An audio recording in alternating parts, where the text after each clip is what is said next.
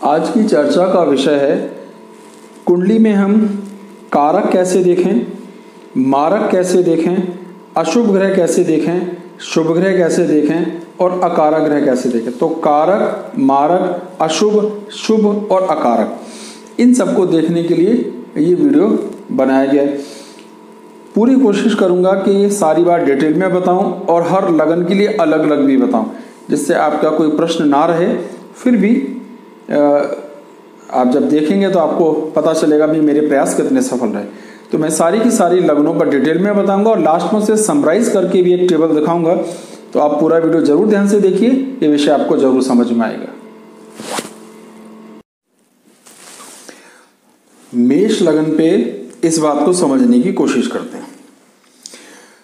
मेष लगन के लिए या किसी भी लगन के लिए जैसा आप जानते हैं, जो कारक हैं वो पहला, पांचवा और नौवां, यानी प्रथम भाव, पंचम भाव का स्वामी और नवम भाव का स्वामी कारक होते हैं। दूसरे और सातवें भाव का स्वामी मारक होता है। छठे, आठवें और 12वें भाव का स्वामी अशुभ होता है। चौथे और 10वें भाव का स्वामी शुभ और तीसरे, छठे और 11वें भाव का स्वामी अशुभ होता है। ये पूरी टेबल आपको स्क्रीन पे भी दिखाई दे रही है। तो अगर हम इन्हीं बातों को मेष लगन पे लगाएं और इसको समझें, तो रूल ये है कि ये जो अभी बताए गए हैं ये तो फिक्स हैं, ये तो हटते नहीं है, पर इसमें और भी कुछ नियम हैं और उनकी संख्या कम से कम 7 है कि जो और देखे जाने चाहिए। वो 7 नियम क्या हैं वो भी आपको स्क्रीन पे दिखाई दे रहे हैं। और पहला यह है कि केंद्र का, यानी चौथे, 7वें और 10वें भाव का स्वामी भी हो कोई ग्रह, और साथ ही वो 3, 6 और 11 भाव का स्वामी भी हो जाए तो वो अशुभ हो जाता है। 4, 7, 10 का स्वामी है, वो 6, 8, 12 का भी स्वामी हो तो अशुभ हो जाता है। 4, 7, 10 का स्वामी है और त्रिकोण का भी स्वामी है तो अति शुभ हो जाएगा। 3, 6 और 11 का स्वामी, त्रिषडाय जिसे कहते हैं, का स्वामी और 5वें और 9वें त्रिकोण का भी स्वामी है तो वो दोष मुक्त हो जाएगा। उसका दोष फिर ये 3, 6, 11 वाला दोष उस पर लागू नहीं होगा। कोई ग्रह पहले घर का स्वामी भी है, छठे घर का स्वामी भी है, तो छठे भाव का जो दोष है वो कम हो जाता है, यानी असर तो करेगा पर कम करता है। ठीक इसी तरह छठे, 8वें, 12वें भाव का स्वामी है और इन भावों का भी स्वामी है तो उनका छठे, 8वें, 12वें भाव के स्वामी होने का दोष शांत हो जाता है, क्योंकि वो त्रिकोण के स्वामी बन गए।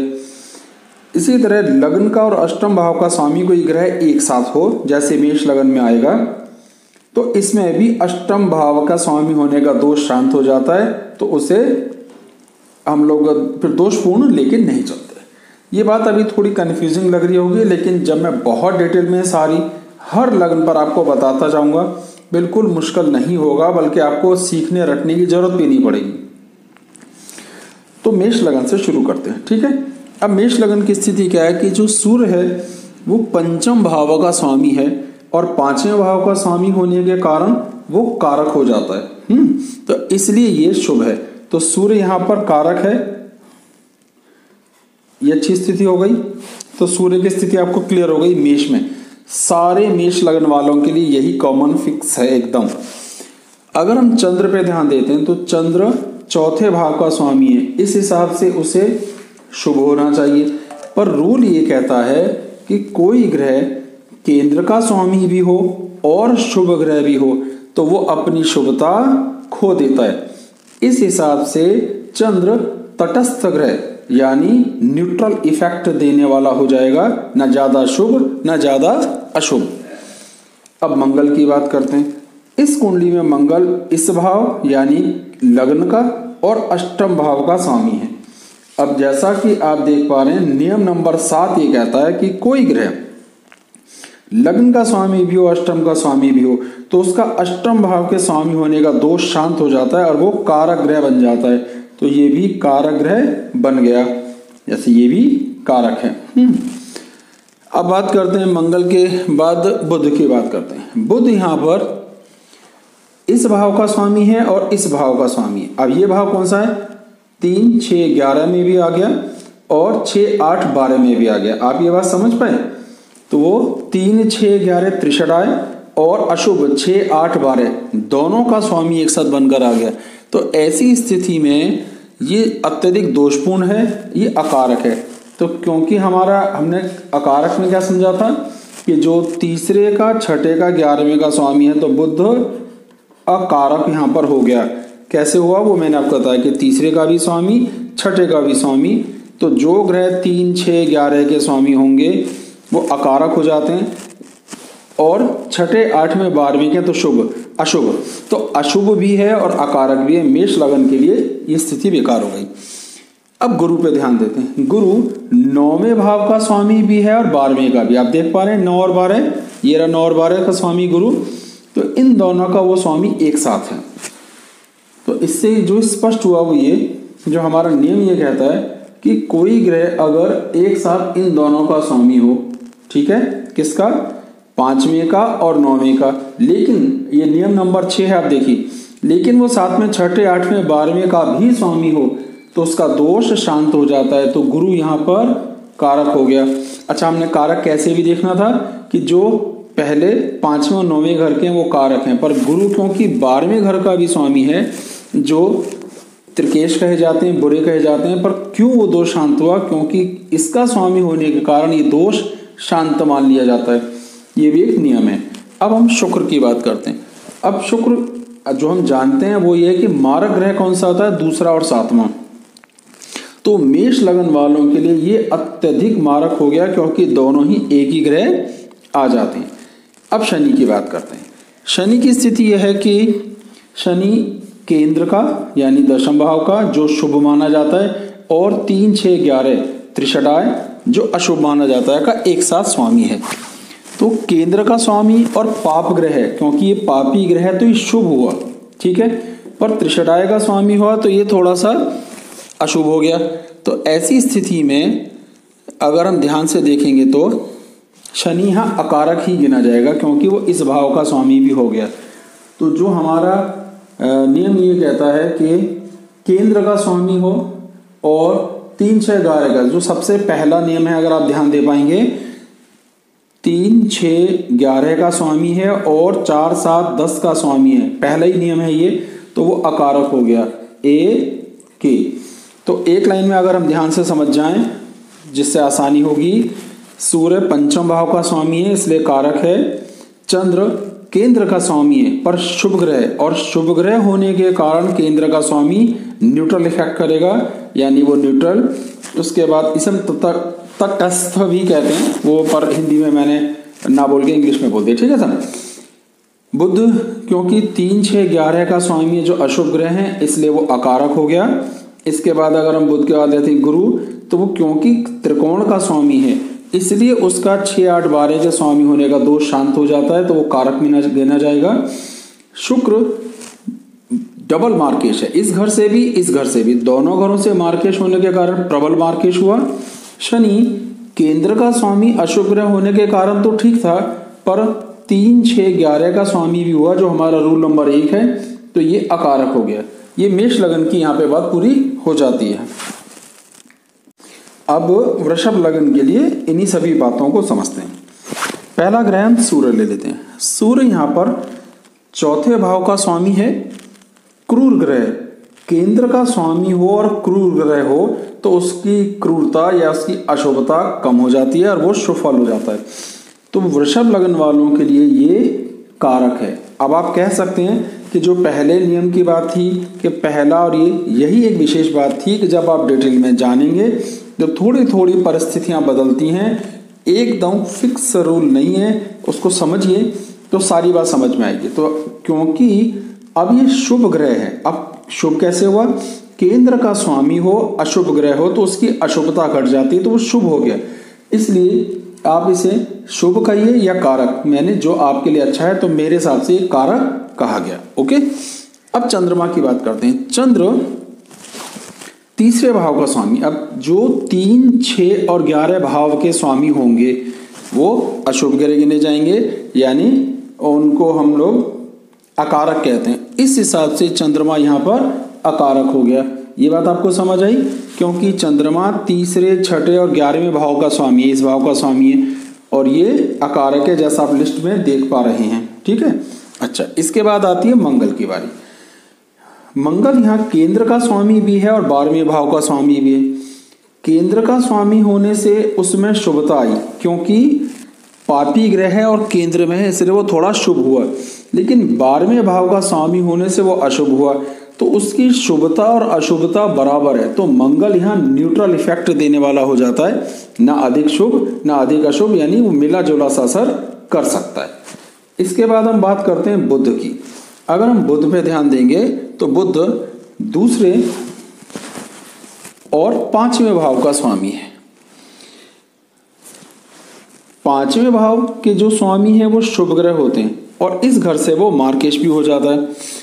तो यहाँ ये रहेगा कि बुध में शुभता अधिक गिनी जाएगी, क्योंकि वो इस भाव का स्वामी है जो त्रिकोण का स्वामी है, लेकिन मार्केश भी बना, तो उसका मार्केश का प्रभाव कम हो जाएगा, उसकी कारक की शुभता रहेगी, तो यहाँ पे बुध कारक गिना जाएगा। तो ये बात समझनी जरूरी है। अब बात करते हैं गुरु की। गुरु अष्टम भाव 6, 8, 12 का स्वामी है, लेकिन और साथ में वो 3, 6, 11 का भी स्वामी है। तो वो दो ऐसे भावों का स्वामी है जो अशुभ हैं। अगर आप फिर से ध्यान देंगे तो वो 3, 6, 11 का भी स्वामी है और 6, 8, 12 का भी स्वामी है। इस हिसाब से गुरु यहाँ पर अकारक है, वो बिल्कुल भी शुभ नहीं है। अब बात करते हैं शुक्र ग्रह की। अब नियम ये कहता है, जो नियम नंबर 5 आप देख पा रहे होंगे, कि कोई ग्रह लग्न का स्वामी भी और षष्ठ का भी, तो उसकी छठे भाव के दोष कम हो जाते हैं। मतलब ऐसा नहीं है कि दोष नहीं रहता। तो लग्नेश के कारण वो शुभ है, षष्ठेश के कारण अशुभ है, तो बहुत मजबूत लग्नेश भी नहीं रहा, बहुत मजबूत षष्ठेश भी नहीं रहा, तो कुछ हद तक उसका ये पाप भाव शांत हो जाता है और लग्नेश की शुभता भी थोड़ी सी कम हो जाती है। तो इसे आप तटस्थ भी ले सकते हैं या एवरेज भी ले सकते हैं, कि ये बराबर बराबर से असर करेगा आपकी कुंडली में। शुक्र का अपना प्लेसमेंट वो उच्च राशि में है कि नीच में, इस हिसाब से उसकी शुभता बढ़ेगी या घटेगी तय की जाएगी। शनि की बात करते हैं। अब शनि यहाँ 2 त्रिकोण जो हमारे गिने जाते हैं, त्रिकोण का भी स्वामी है और केंद्र का भी स्वामी है, तो ये यहाँ अत्यधिक शुभ है और विशिष्ट रूप से यहाँ पे एक कारक बन जाता है। तो शनि में किसी भी तरीके की कोई समस्या नहीं है, ये जबरदस्त कारक यहाँ पर बना। तो आप फिर से सारी चीज समझ गए। पहला कि कारक कौन सा होगा, शुक्र यहाँ कारक रहेगा, लेकिन शुक्र क्यों न्यूट्रल हुआ, क्योंकि छठे का स्वामी। स्पेशल कंडीशंस भी देखनी है, केवल ऊपर वाली टेबल से काम नहीं चलेगा, है ना। मतलब कारक अकारक एक लाइन में ऐसा नहीं तय होता है। तो यहाँ हमने देखा कि जो शुक्र की बात करते हैं, षष्ठेश होने के कारण वो न्यूट्रल इफेक्ट में चला गया। इसके बाद बुध की बात करते हैं, मार्केश होने के बाद भी क्योंकि त्रिकोण का स्वामी है इसलिए वो कारक गिना जाएगा, उसकी शुभता बढ़ गई। चंद्र तीसरे घर जो 3, 6, 11 हमारे अकारक त्रिशटाय बोलते हैं, अशुभ है इसलिए वो अकारक है। सूर्य केंद्र का स्वामी है, शुभ ग्रह है, क्योंकि हम जानते हैं कि चौथा और 10वां शुभ ग्रह होते हैं, और केंद्र में पापी ग्रह क्रूर ग्रह हो तो उसकी क्रूरता घट जाती है, शुभता बढ़ जाती है। इस हिसाब से ये भी शुभ हो गया। शुक्र की बात हमने कर ली। मंगल, अब मंगल क्योंकि अष्टम भाव का स्वामी है, केंद्र में आया तो हुआ शुभ, लेकिन मार्केश भी हुआ इसलिए शुभता अशुभता बराबर, प्लस यहाँ से भी आया, तो घुमा फिरा कर यहाँ पे मंगल की जो स्थिति है, ना वो शुभ रहा ना वो अशुभ रहा, वो एक न्यूट्रल इफेक्ट पर आ जाता है, अधिक लाभ देने वाला यहाँ पे नहीं है। तो किसी भी हालत में ना पूर्ण शुभ ना पूर्ण अशुभ। लेकिन आपकी कुंडली में मंगल कहाँ और किस तरह बैठा है, इस पर निर्भर करेगा आपकी कुंडली की स्थिति। ठीक है। गुरु की बात करते हैं। अब 6, 8, 12 का स्वामी भी है और 3, 6 और 11 का स्वामी भी है। दोनों सूरतों में वो खराब है, इसलिए वो बिल्कुल अकारक है, कोई शुभ फल यहाँ पे नहीं देगा वृषभ वालों के लिए।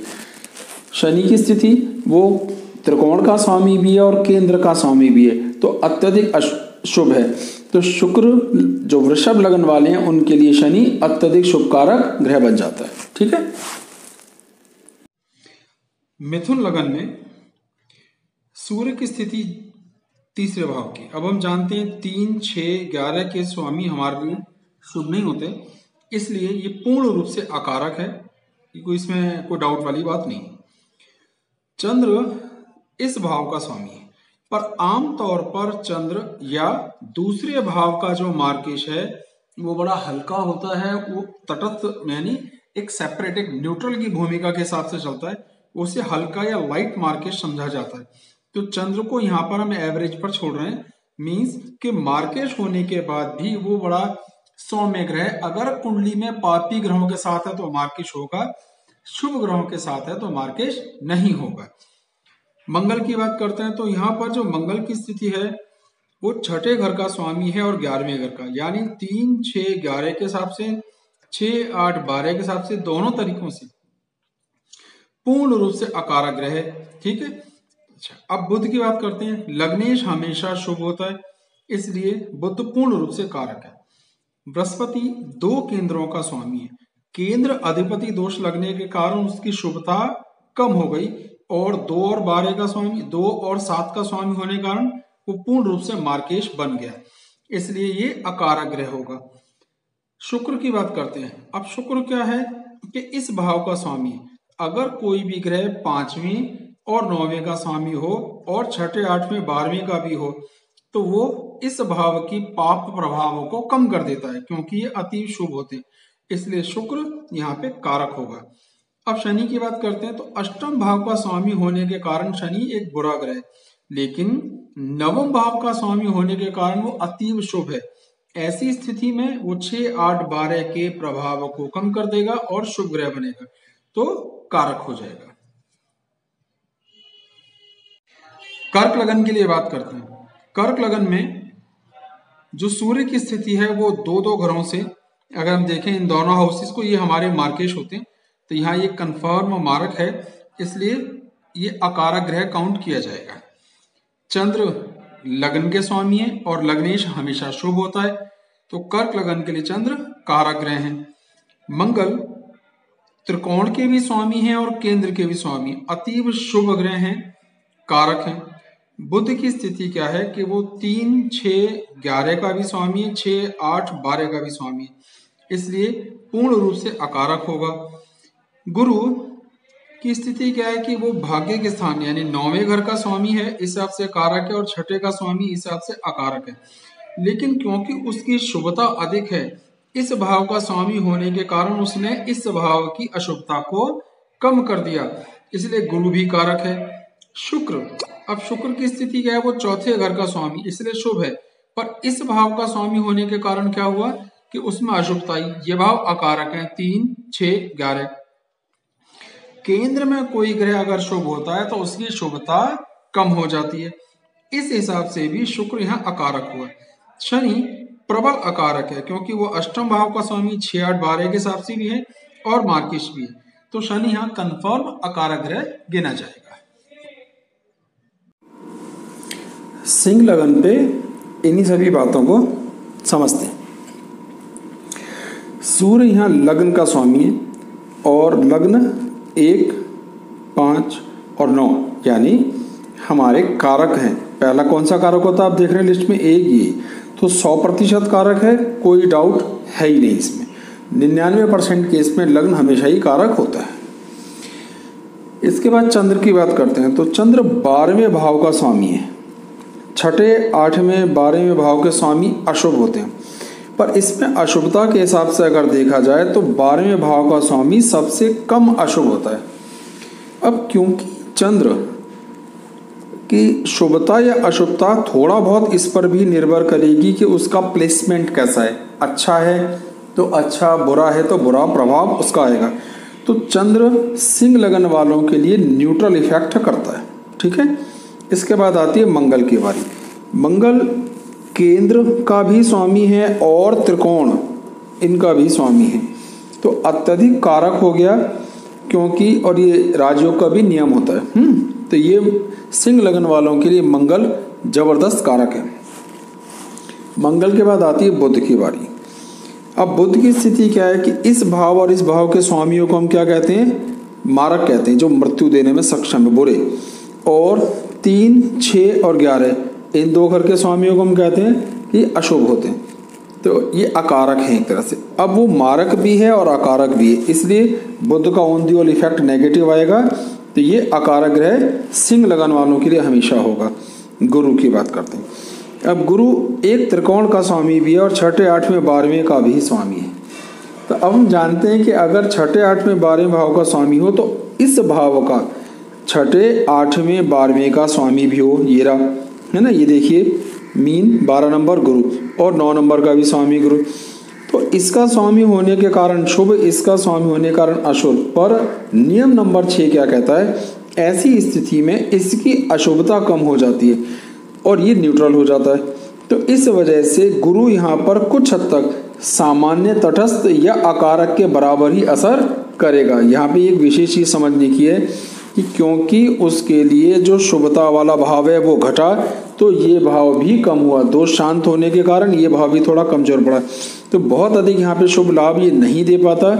इसे न्यूट्रल जैसा या आंशिक रूप से अशुभ कारक समझना चाहिए। अब एक और बात करते हैं शुक्र की।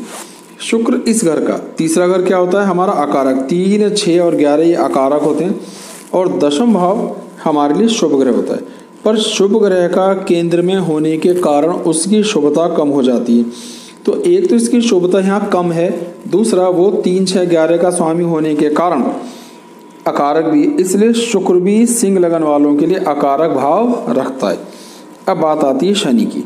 शनि की स्थिति क्या है कि वो केंद्र का स्वामी है, पापी ग्रह है, तो उसकी अशुभता घटी, पर वो मार्केश भी है और 6, 8, 12 का स्वामी भी है, 3, 6, 11 का स्वामी भी है।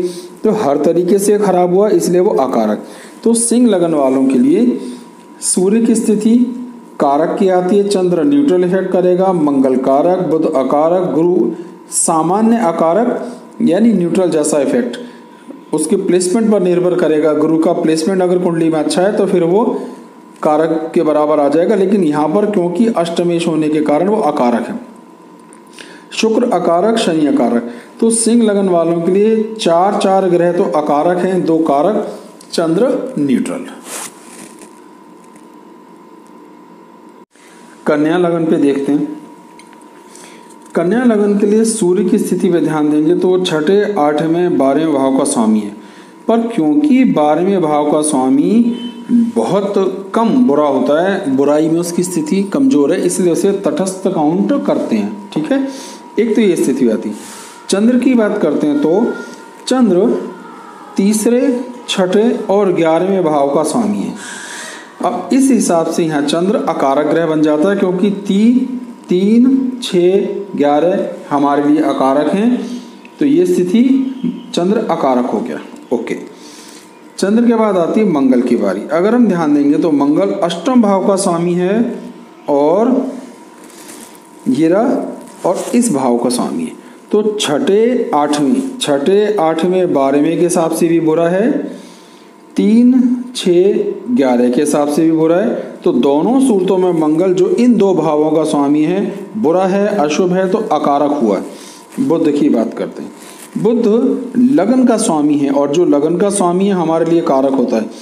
अब 10वां भाव का स्वामी है और केंद्र अधिपति दोष लगा, पर अगर लगन का भी स्वामी है तो केंद्र अधिपति दोष शांत हो जाता है। इस कारण से बुध यहाँ पर पूर्ण रूप से कारक बना।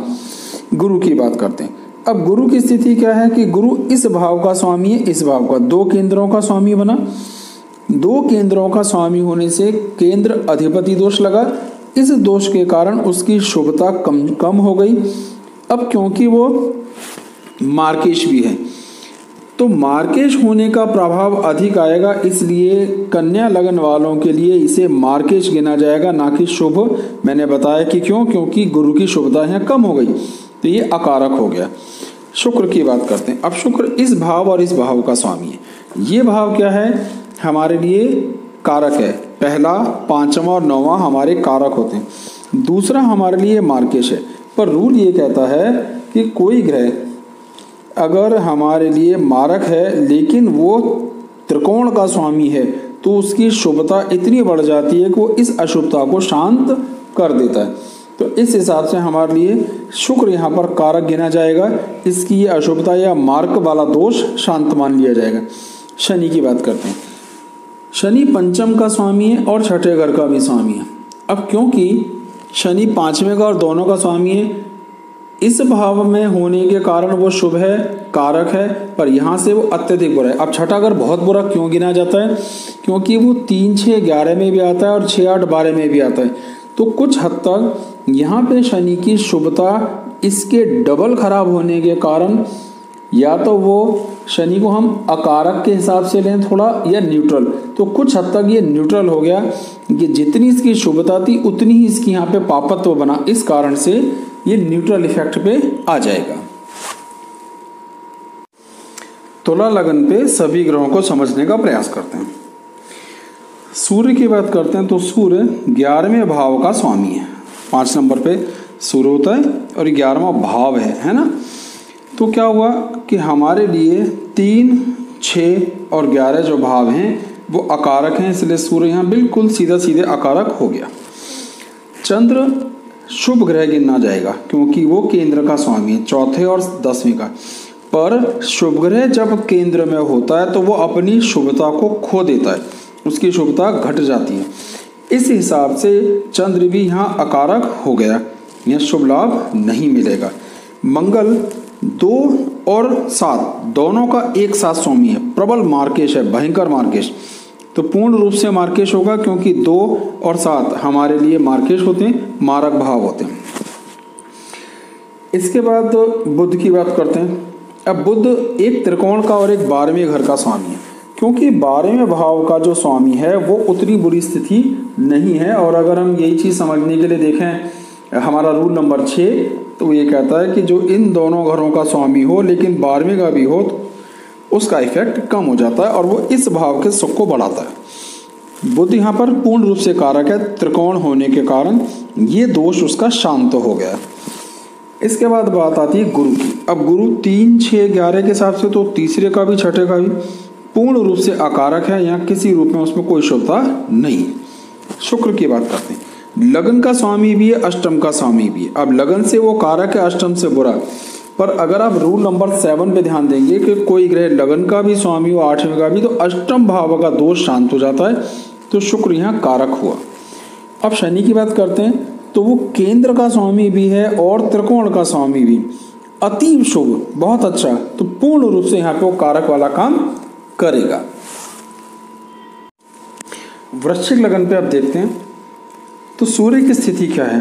सूर्य हमारा केंद्र का स्वामी यानी चौथे और 10वें के स्वामी शुभ ग्रह गिने जाते हैं, इसलिए ये पूर्ण रूप से कारक है, इसमें कोई समस्या नहीं।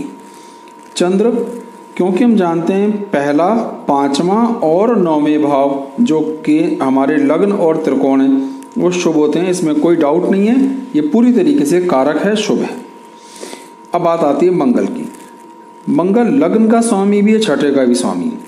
अब छठे के स्वामी होने से अशुभ है, पर एक विशेष योग्यता, आप रूल नंबर 5 पे ध्यान देंगे तो आपको समझ आएगा कि कोई लगन का स्वामी भी हो और छठे घर का स्वामी भी हो तो उसके छठे घर का दोष शांत हो जाता है, कम हो जाता है, वो लग्नेशी गिना जाता है। इस हिसाब से मंगल भी यहाँ पे कारक हो गया। बुध की बात करते हैं। छठे, 8वें, 12वें का स्वामी भी है, खराब। 3, 6, 11 का स्वामी भी है, खराब। तो ये पूर्ण रूप से खराब है, बुरा है, अकारक है पूर्ण रूप से, क्योंकि 3, 6, 11 हमारे अकारक होते हैं, तो यहाँ पे बुध अकारक हो गया। अब गुरु की बात करते हैं। गुरु इस भाव का स्वामी है और इस भाव का स्वामी है, ठीक है। ये देख पा रहे हैं 2 राशियां होती हैं उसकी, 9 और 12 है। क्योंकि वो मार्केश भी है और त्रिकोण का स्वामी भी है, क्योंकि त्रिकोण का स्वामी है इसलिए उसके मार्केश का प्रभाव कम हो जाएगा और वो कारक गिना जाएगा, मार्केश नहीं, ठीक है। अब शुक्र की बात करते हैं। शुक्र इन 2 रूल के हिसाब से मार्केश है और यहाँ से 6, 8, 12 का स्वामी भी है, दोनों स्थितियां खराब हैं, पूर्ण रूप से अकारक हो जाता है। शनि की बात करते हैं। 3, 6, 11 के हिसाब से शनि अकारक है, केंद्र में बैठने के कारण चौथे घर से वो शुभ है, पर उसकी जो पाप प्रभाव होने के कारण, पापी ग्रह होने के कारण उसका पाप प्रभाव में कमी आई और यहाँ पाप प्रभाव अधिक है, तो इसलिए वृश्चिक वालों के लिए शनि को अकारक ही गिना जाएगा। ये एक बात मेरे ख्याल आपको क्लियर हो गई होगी कि क्यों, क्योंकि इसके पास अशुभता ज़्यादा है, तो ये थोड़ा कम अशुभ हुआ और यहाँ अशुभता बहुत बढ़ गई। इस कारण कुल मिलाकर जो इम्पैक्ट गिना जाएगा शनि को अकारक ही गिना जाएगा। धनु लगन पे अब इस बात को समझने का प्रयास करते हैं। सूर्य त्रिकोण का स्वामी है। ये वाला और ये वाला घर हमारे त्रिकोण होते हैं, जो आप समझ गए होंगे। तो ये हमारे लिए जबरदस्त कारक हैं, कारक। ओके। चंद्र अष्टम भाव का स्वामी है। छठे, 8वें, 12वें भाव के स्वामी तो अष्टमेश हो गए, पर एक स्टैंडर्ड रूल है, वो ये कहता है कि सूर्य और चंद्र को अष्टम भाव के स्वामी होने का दोष नहीं लगता। उन्हें ये छूट है, एग्जम्पशन है उनके लिए। तो इसलिए चंद्र यहाँ पापी ग्रह नहीं गिना जाएगा, उसे न्यूट्रल ग्रह गिना जाएगा। ओके। बात करते हैं अभी मंगल ग्रह की। अब मंगल ग्रह की स्थिति क्या है कि वो एक तो कारक बनता है इन 3 ग्रहों के स्वामी होने के कारण, और 6, 8, 12 के कारण वो अशुभ हो जाता है। पर क्योंकि 12th हाउस की अशुभता कम होती है और त्रिकोण की बहुत ज़्यादा अच्छी होती है, जिसे आप रूल नंबर 6 में देख पाएंगे, तो इसलिए मंगल भी यहाँ पर पूर्ण रूप से कारक का काम करेगा। आपको ये बात समझ में आ रही होगी, है ना? टेबल पे आप रूल्स को भी देखते जाइए। इसके बाद बात आ जाती है बुध की। बुध 2 केंद्रों का स्वामी है, पर केंद्र अधिपति दोष लगने के कारण अशुभ हुआ, प्लस वो यहाँ से मारक भी हुआ। दूसरा और 7वें का स्वामी मारक होता है, इसलिए बुध कुल मिलाकर अकारक हो गया। गुरु की बात करते हैं। लग्न का स्वामी पूर्ण रूप से कारक, इसमें कोई डाउट की बात है ही नहीं। अब आती है शुक्र की बात। अब शुक्र पे ध्यान दीजिए। तो शुक्र 6, 8, 12 का स्वामी भी है और 3, 6, 11 का स्वामी भी है, यानी त्रिकेश भी है और त्रिषडाई भी है।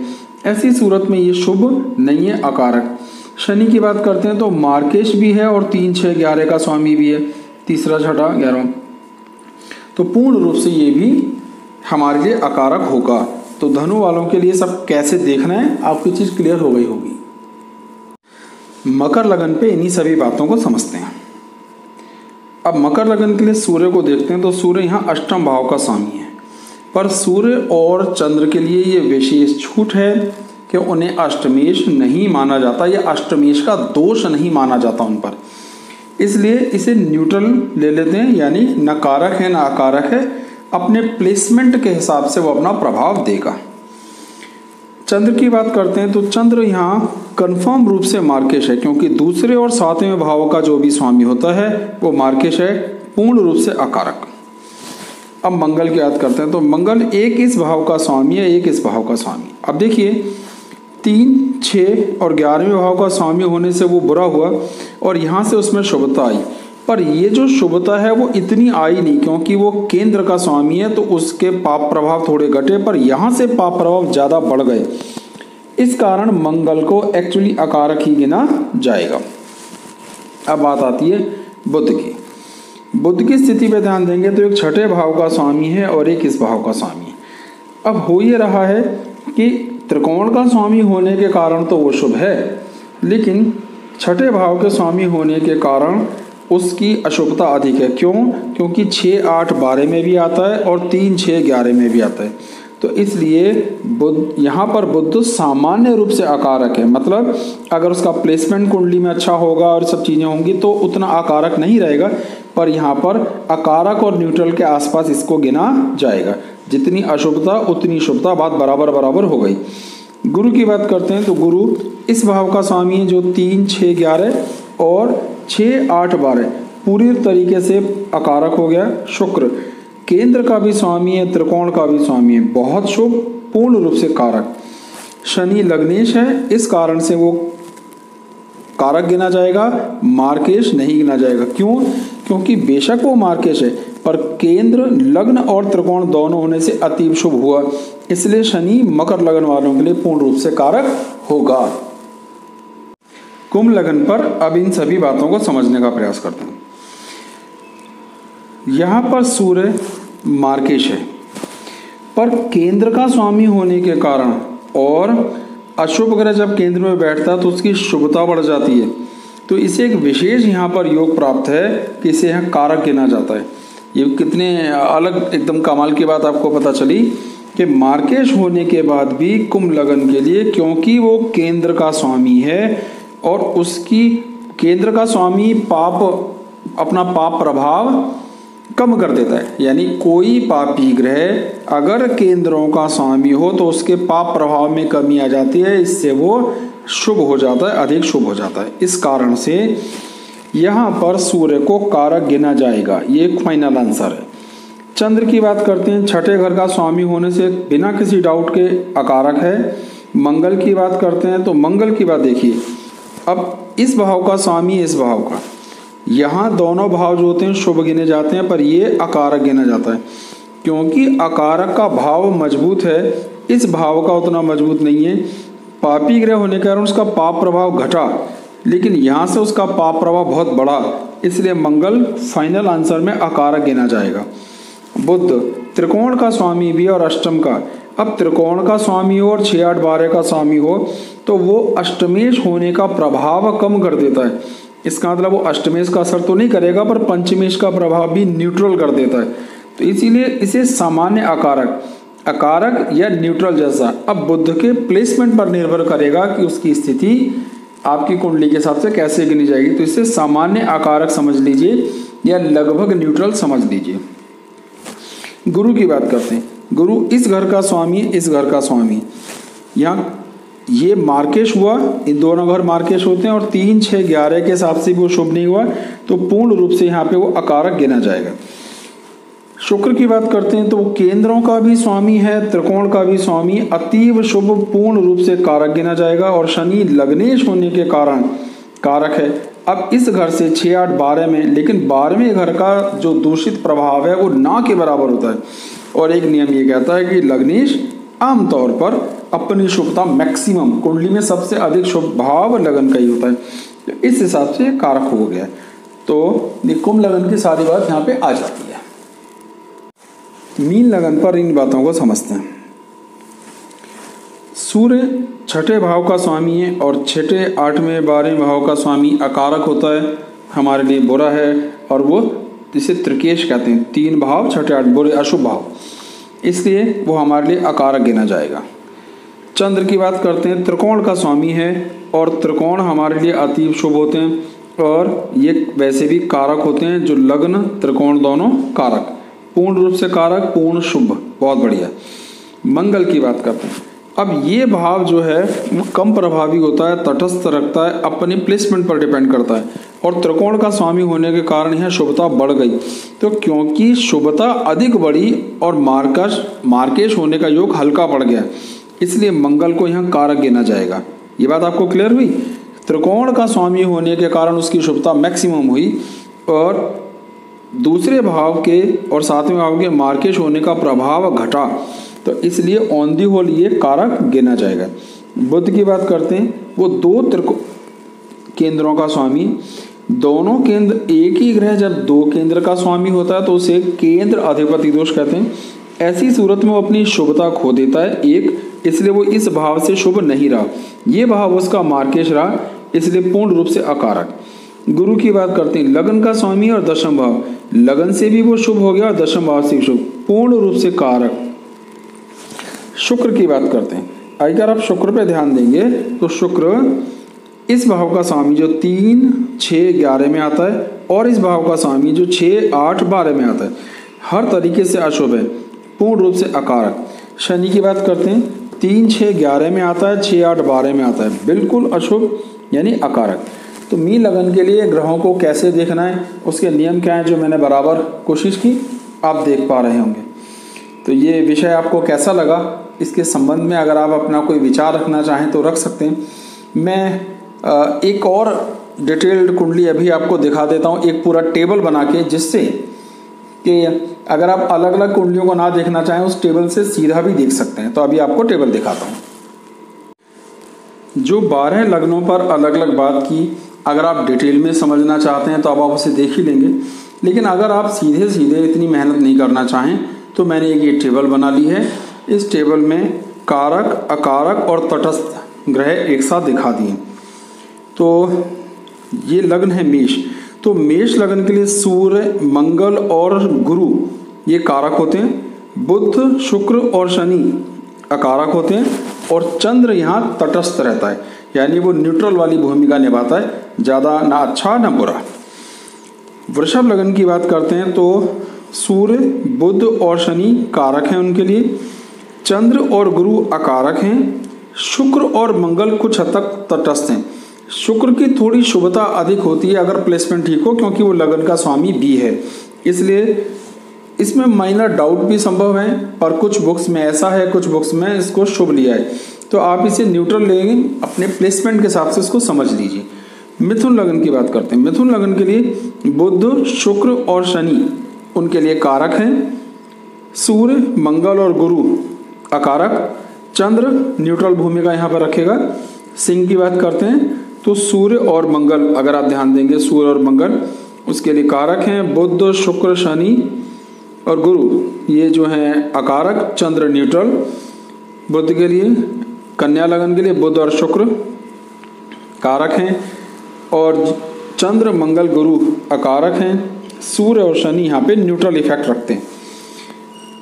तुला लगन के लिए बुध, शुक्र, शनि कारक, चंद्र, मंगल, सूर्य, गुरु अकारक, यहाँ पर कोई भी ग्रह न्यूट्रल नहीं है। वृश्चिक की बात करते हैं तो सूर्य, चंद्र, मंगल, गुरु यहाँ पे ये 4 ग्रह कारक हो जाते हैं। बुध, शुक्र, शनि अकारक, कोई ग्रह न्यूट्रल नहीं है। धनु लगन के लिए सूर्य, मंगल, गुरु अकारक यहाँ पे कारक हैं। अकारक ग्रह बुध, शुक्र और शनि, चंद्र न्यूट्रल। शुक्र और शनि मकर लगन के लिए कारक हैं, चंद्र, मंगल, बुध, गुरु ये 4 ग्रह मकर लगन के लिए अकारक, सूर्य यहाँ पर न्यूट्रल भूमिका रखेगा। कुंभ के लिए सूर्य, शुक्र, शनि कारक, चंद्र, मंगल, बुध, गुरु अकारक, कोई ग्रह न्यूट्रल नहीं है। मीन के लिए चंद्र, मंगल, गुरु कारक हैं, सूर्य, बुध, शुक्र, शनि अकारक, कोई ग्रह न्यूट्रल नहीं है। तो इस टेबल से आपको डायरेक्टली भी ये बात समझ में आ सकती है, तो आप इसे भी देखेंगे तो ये बात आपको आराम से समझ में आ जाएगी।